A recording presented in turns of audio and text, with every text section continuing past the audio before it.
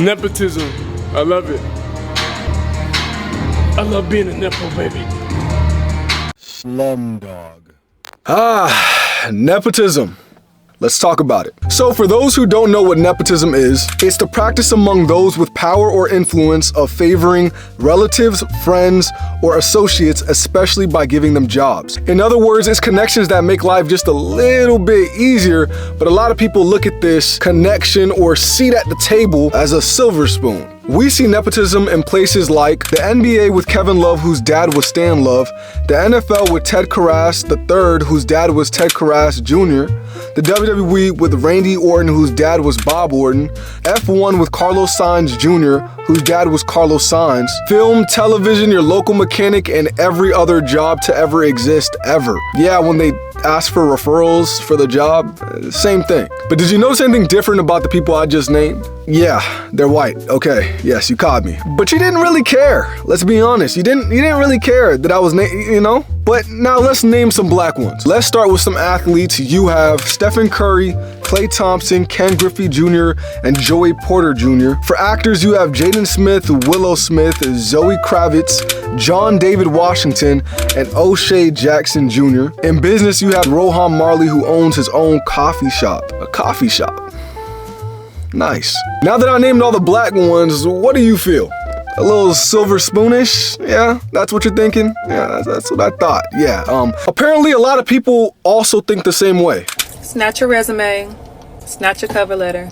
It don't even matter how many degrees you have to your name. Magic ingredient is nepotism. That all these niggas are Nepo babies. Then they go and play for these elite basketball circles. Let's take a second and marvel at just how filthy this new wave of may Nepo feel like, babies hey, are. this was racism. A lot of times it's nepotism. Nepotism is pervasive and often blatant. So normally in culture, whether that's rap or your high-end degree doctor, had to starve for nights. Teachers said they weren't gonna be They had to go through the depths of hell, maybe even the hood, to get to where they got to. And when they finally reached that platinum plaque, that record label deal, when they finally get there, it makes that achievement much sweeter. Commercial for Death Row Records. If you come to Death Row, you will see your art brought to a bigger plateau and you will be paid one of these days. Having jewels, luxury cars, 13-bedroom houses, all this is a sign and status symbol for making it out the hood, making it out your environment, surviving your environment. And in most cases, nigga, I made it and you didn't. Ha ha. Warren motherfucking Buffett. What up, nigga? Oh, nigga, stop beating around the bush. How much you need? $2 billion? I'm giving you 8. And don't pay me back, nigga. You good. All right, my nigga. But what happens when you take away the trials and tribulations to these symbols and signs of making it out, of defeating the odds? It no longer holds merit, especially in a marginalized society, in a marginalized community. Well, that's where being a Nepo baby comes in. People look at it as a silver spoon being given, but I don't think that should be the case. A perfect example of this is Bronny James in the NBA. In 2024, Bronny James was drafted to the Los Angeles Lakers for the 55th overall pick and allowed him to play as the first father-son duo with his dad, LeBron James. Now, this garnered a lot of attention for a 55th overall pick, and a lot of people said he wouldn't have even gotten this attention if his last name wasn't James, but it is. And many people got upset because many more basketball players should have gotten that same recognition, maybe even have gotten the position to begin with. He's getting higher priority than the millions of kids who probably are more deserving to be on that 15-man roster. After all, his college production wasn't that great. He was averaging only 4.8 points. He did have that cardiac arrest that went on, and so I think that had to do with it. So many people felt like he wasn't ready to be in the NBA and felt like maybe a G League push or another year or two in college would have properly prepared him more than just jumping straight into the NBA. Bronny James has played in 13 NBA games. Ladies and gentlemen, he's averaging 0.3 points, 0.3 assists, and 0.4 rebounds.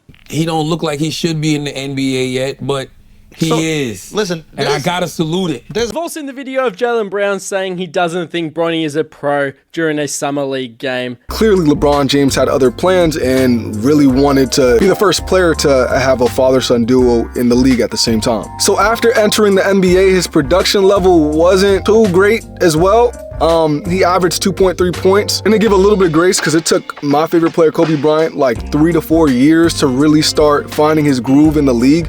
And this is Bronny, as of today's date, me recording this in 2026. It's only been, his third year? But the focus is less on his production level and more about the business move that LeBron James made. You see, LeBron did something historic, something that has never been done before, and put his son in a position to make millions playing a game he loves. They had a chance to do it, so LeBron James made a business move never seen before. Now, a lot of people would say, put more qualified basketball players in that position. It's a 15-man roster. But if you know business at all, you know that's not always how it works. It's not always about the most qualified person. It's not what you know, it's always been who you know. Mr. Twistle, actually I'm on my way to Noy Valley also. How about we share a ride?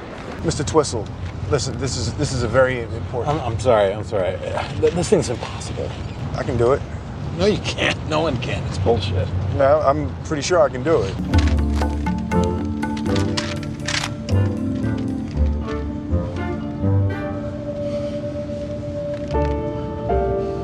Good job. He said you're smart. I like to think so. And you want to learn this business? Yes, sir, I want to learn this business. The same way other parents put their kid in position to go to college or create legacy with the college that they previously went to, as well as put their son or daughter in the family company, the family business. I guess what I'm trying to say is, if your parents had that silver spoon, you'd be wiping your mouth in jeans from the residue. Johnny Azov. Hey, George Belfort. Nice to meet you. For work, what do you do? I'm a stockbroker. Stockbroker? You show me a pay stub for $72,000 on it, I quit my job right now and I work for you. Hey, listen, I quit. And he did quit his job. Yeah. Which I thought was a little weird. I mean, I just met this fucking guy. Perfect. What the is that kid doing? Sucking motherfucking news today! This is what you do! Take your little bow tie, get your shit, and get the fuck out of my office, you understand? Get the fuck out! So yes, although I do think people view it from an obscure lens, I can also agree with the criticism in saying that some people who get that silver spoon can often exhibit lazy traits because they didn't have to necessarily work hard from a traditional standpoint. Also, because of the wealth gap, it's clear that majority of the people that are Nepo babies or put in these positions, they're not black. It's important that we put ourselves in certain positions and own a lot of the things that we do so that we can put the next generation in those positions to be Nepo babies or to have an easier path. Now, everyone's not LeBron James, but I do believe putting yourself in certain positions can leverage your child, can leverage your cousin, can leverage your friend to getting in similar positions. And still, even being a Nepo baby, a significant amount of work is still required. Think Zaire Wade, Dwayne Wade's son, had the genetics, had the talent, it just wasn't enough to be at an NBA level. And even with his dad being Dwayne Wade, he still wasn't able to make the league. It's something that will always be a part of life. It's either that you contribute and create a Nepo of your own, or you complain about it. Black people pride themselves, homie, in saying, I come from this and made it to this. And they'll try to shame you if you say, well, you had a silver spoon handed to you. Well, that's what's supposed to happen. I'm supposed to be given an edge, an advantage because of what my parents did. I'm sorry your parents didn't do that. So we resent one another for that. Some might hate that I put Charleston White there, but just shows you sometimes crazy people can have sense. I do fully agree with what he said in that statement. You should be wanting to create your own Nepo baby. Name a successful dad that didn't put their kid in position. That's right. That's the point. That's what we're supposed to do. That's what we want, yeah. The way that he can put his son in position is through the National Basketball Association. You should want to make life easier for the next generation. If we really cared about the kids, we'd want to put them in positions to make life way easier for them. But then again, with making everything easier for your child, there is a quote that comes to mind, and that's, easy times make weak men make hard times make hard men, and hard men make easy times. Then the cycle repeats. So I guess the question is, how do you avoid this when a child is born into easy times? Well, I think there's a father out there who walks that tight line and exemplifies this the best. By the way, he also caught. Here's what I love. So now you're Iron. It's Deion. So Deion Sanders is arguably one of the greatest athletes of all time, playing 2 sports, and he has 5 kids. All 5 of his kids, 2 daughters and 3 sons, played a sport at one time, although I do believe the older sister was a cheerleader at one point. But I know the youngest sister, she plays basketball. The other 3 sons played football at one point in time, but now the youngest son is the quarterback. You guys know Deion Sanders. He's the only one playing football left. Shiloh got cut from the Buccaneers, and the oldest son, Bucky, although good in college, he now films the family and gets footage for all of the Colorado games, and even gets, NFL passes for Shedeur. But with Bucky filming everything, you get to see an inside, just a little bit of what their family dynamic is like. And you also see the way that they hold themselves within the media. I don't know their whole family dynamic. I don't know their family. I haven't been right beside them or anything like that. But what I will say is, from the outside looking in, you could tell it's not really faking it. It's very raw, it's very real. You could see it in their interviews or their dynamic together. It's very grounded. For one, he kept the family close. Consistently since day one, he's always been a part of his kid's life. You could see it within, they used to have a TV show back in the day, and you would see him constantly giving his kids lessons, teaching them lessons, and that also translated to when he was coaching his sons in high school and then in Colorado. Come here. What's your last name? We're Sanders, man. That's who we are. It was a bad day for me because I really didn't know that many people, so. Oh yeah, you did that by yourself. It's just like life. You think I'm gonna let something take advantage of you? I'm gonna protect you. There was a video where Bucky said he was struggling for a long time, not making any money and trying to find his way through his business. That's not a father giving out handouts. That's a father saying you have to learn to be a man on your own. Shiloh and Shedeur consistently talk about how their dad is cheap when going to restaurants, and if the prices are too high, Deion's not going back there. And I could fully agree with that, because I do not like a restaurant where I'm not getting a bang for my buck. So talk about how they said their dad would make them split money. So he'd give them a $20 bill and tell them figure it out, or give them a $50 bill and tell them figure it out, or give them a $100 bill and tell them figure it out. Was it 100 or was it 20? I think it was 100. It was 100. That time he gave us 100 to go to the mall. We was like, bruh, nah, bruh, I'm gonna hold it. And then he said, give it here.